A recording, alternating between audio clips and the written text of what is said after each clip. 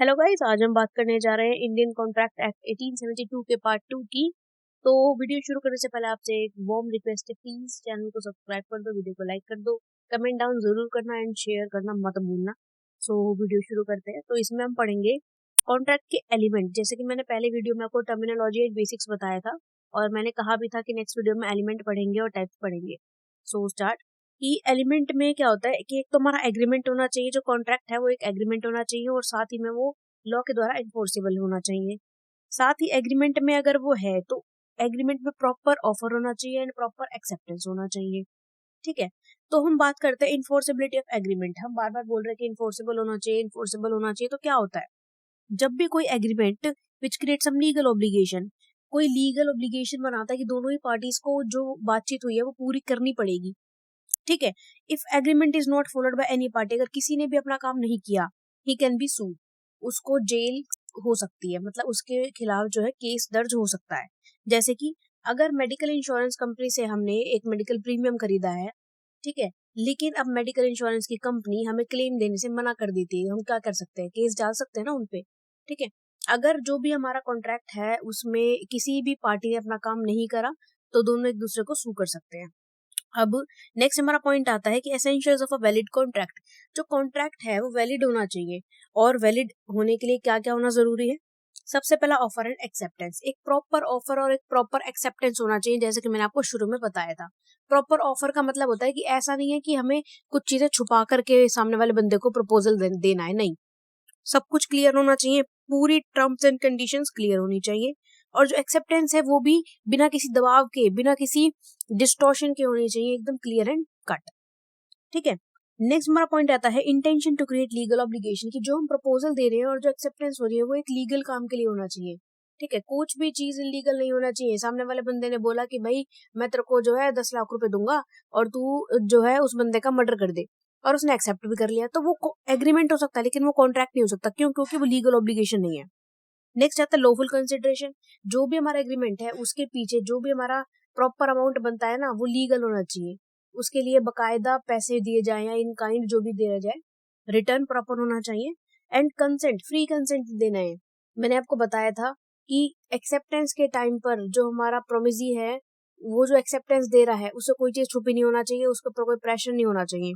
ठीक है, नेक्स्ट आता है लॉफुल ऑब्जेक्शन, की जो भी हमारा काम है वो लॉफुल होना चाहिए, इलीगल नहीं होना चाहिए।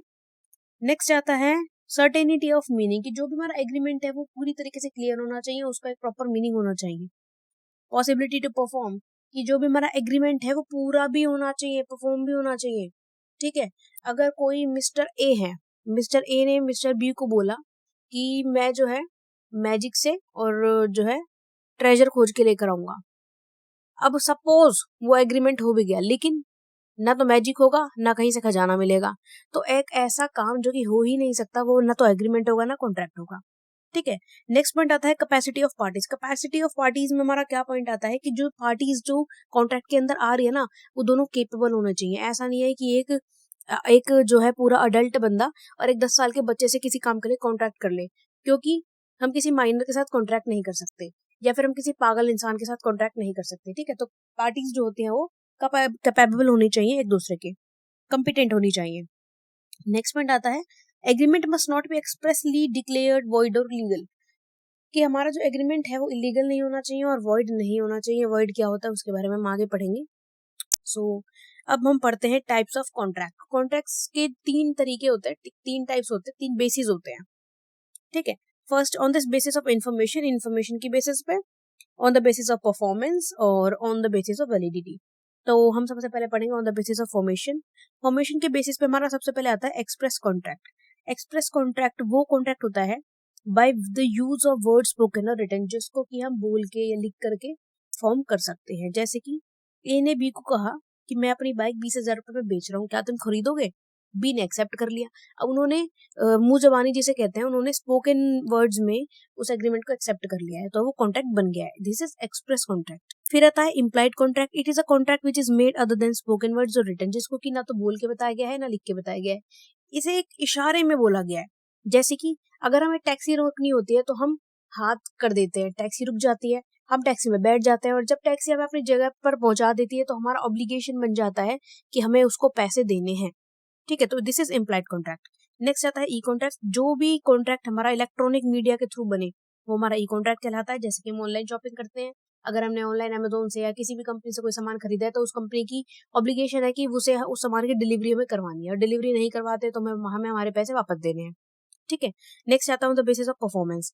एग्जीक्यूटेड कॉन्ट्रैक्ट, जिस कॉन्ट्रैक्ट में दोनों ही पार्टीज ने अपना अपना काम कर दिया है, कुछ भी करने के लिए बाकी नहीं बचा है, दैट इज एग्जीक्यूटेड कॉन्ट्रैक्ट। ठीक है, ए और बी के बीच में बाइक को खरीदने के लिए कॉन्ट्रैक्ट हुआ था, ए ने बाइक दे दी, बी ने पैसे दे दिए, कॉन्ट्रैक्ट खत्म। नेक्स्ट आता है एग्जीक्यूटरी कॉन्ट्रैक्ट। एग्जीक्यूटरी कॉन्ट्रैक्ट क्या होता है? In this contract both the parties are yet to perform their parties. ठीक है, दोनों पार्टीज ने अभी तक कुछ काम नहीं करा है, वो अपना काम करेंगी। ठीक है, जैसे कि हमने घर खरीदने का कॉन्ट्रैक्ट बनाया, लेकिन अभी ना तो हमने घर खरीदा है ना ही हमने पैसे दिए हैं। ठीक है, फिर आता है unilateral and bilateral contract. Unilateral contract होता है जिस कॉन्ट्रैक्ट में एक पार्टी ने अपना काम परफॉर्म करना है। ठीक है, जहां पे सिर्फ और सिर्फ एक ही पार्टी काम करेगी, वो होता है यूनिलेटरल। और बाइलेटरल, जहां पे दोनों पार्टीज को अपना अपना काम परफॉर्म करना है, वो होता है बाइलेटरल। अब हम आते हैं on the basis of validity. तो वैलिडिटी के बेसिस पे सबसे पहले आता है वैलिड कॉन्ट्रैक्ट, जो कि एक सही कॉन्ट्रैक्ट होता है और जिसको कि लॉ के द्वारा इन्फोर्सेबल किया जा सकता है। नेक्स्ट आता है वॉइड कॉन्ट्रैक्ट। जो कॉन्ट्रैक्ट इन्फोर्स नहीं हो सकता लॉ के द्वारा, दैट इज वॉइड कॉन्ट्रैक्ट। जैसे कि ए ने बी को गाड़ी खरीदने के लिए ऑफर किया था और बी ने एक्सेप्ट कर लिया, लेकिन खरीदने से पहले वो गाड़ी चोरी हो गई, तो अब जब गाड़ी ही नहीं है तो कॉन्ट्रैक्ट कैसे होगा? तो this is void contract. Voidable contract, जिस कॉन्ट्रैक्ट को खत्म किया जा सकता है ड्यू टू सर्कमस्टांसेस।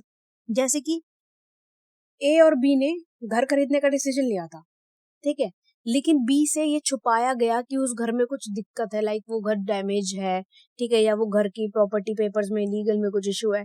अगर ऐसा भी कुछ होता है जो कि अगर पता चलता है कि जो एक्सेप्टेंस थी वो फेयर नहीं थी, तो वो वॉइडेबल हो सकता है, उस कॉन्ट्रैक्ट को कैंसिल किया जा सकता है।